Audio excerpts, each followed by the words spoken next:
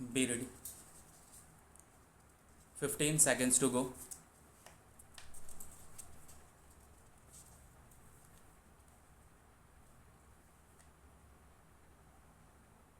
5 seconds to go.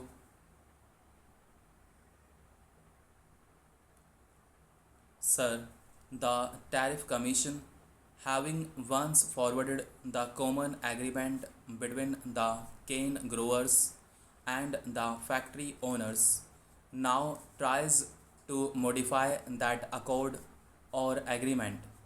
It talks of deductions from access points on account of the rehabilitation of factories and export losses.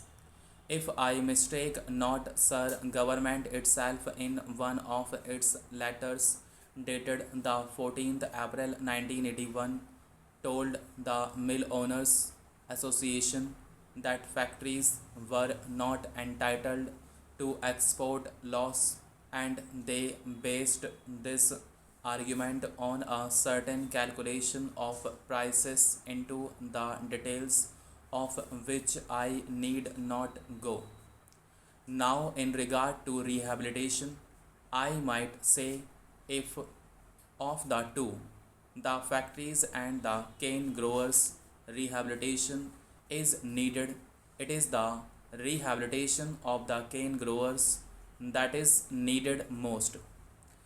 We know in many parts of India, the sugarcane growers suffer sometimes from drought and sometimes from floods.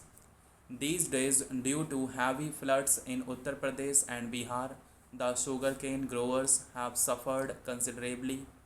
So, if the government is really keen about rehabilitation, and if the Tariff Commission is equally solicitous of the interests of the capitalists and the cane growers, then we should insist on a rehabilitation fund for the help of the cane growers who suffer on account of drought or on account of floods. Instead of that, the Tariff Commission talks of rehabilitation of the mill owners as if the mill owners suffer more from calamities than the cane growers, as if the mill owners are weaker of the two. Sir, the Food Minister has tried to point out that sufficient attention must be paid to the recommendations of such an important body as the Tariff Commission. Is the government prepared to implement all the recommendations of the Tariff Commission, even in the case of the sugar industry? Is it not a fact, sir, that the Tariff Commission recommended that the incentive money that accrued on account of the reduction in excise duty should be distributed between the cane growers and the mill owners, 30% to the factory owners and 70% to the growers, and our government, instead of accepting that recommendation, is contemplating to reserve 25% for rehabilitation of the factory owners and then to distribute the rest between the two. The Tariff Commission, in one of its reports, doubted the feasibility and the advisability of linking price with recovery. The central government not only ignored the advice of the Tariff Commission, but they have also ignored the recommendations of the governments of Bihar and Uttar Pradesh in this matter. Our food minister claims to be a friend of the peasant, and it is not possible, really, sir, for anyone to be in the government of India, India being mostly composed of peasants, to remain there unless he claims to be a friend of the peasant. It is not possible for me, sir, to say what his real intentions are, but I must submit, sir, that his policies, at least in recent times, have been anti peasant.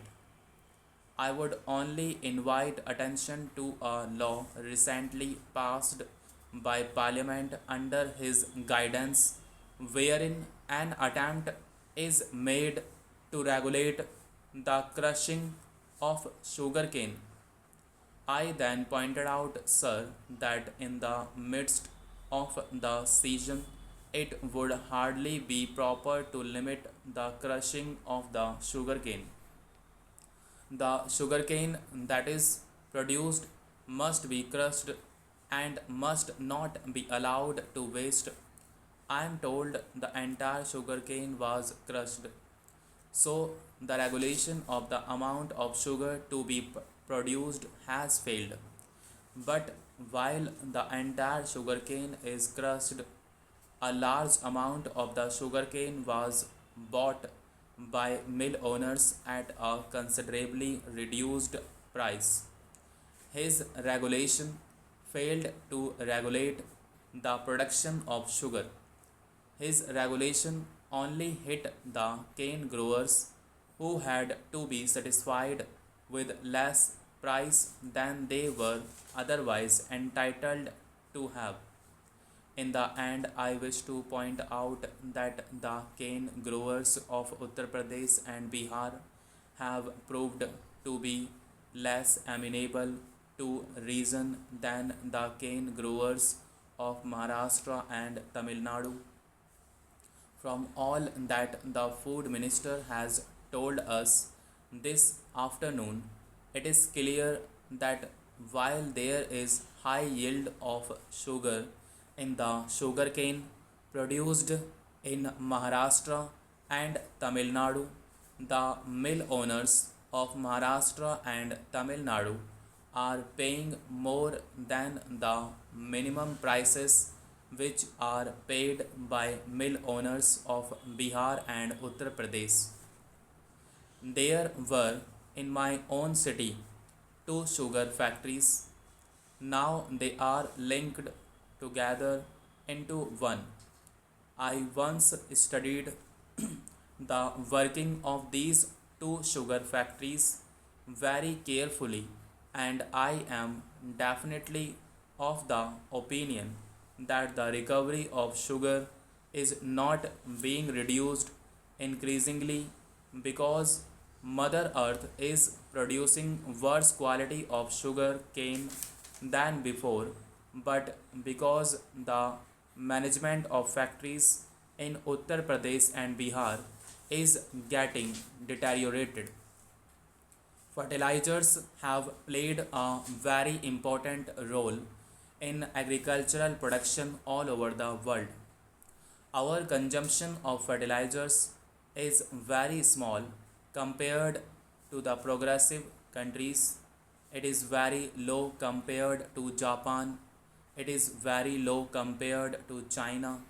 And it is very low compared to the United States of America. Now, sir, this is a limiting factor.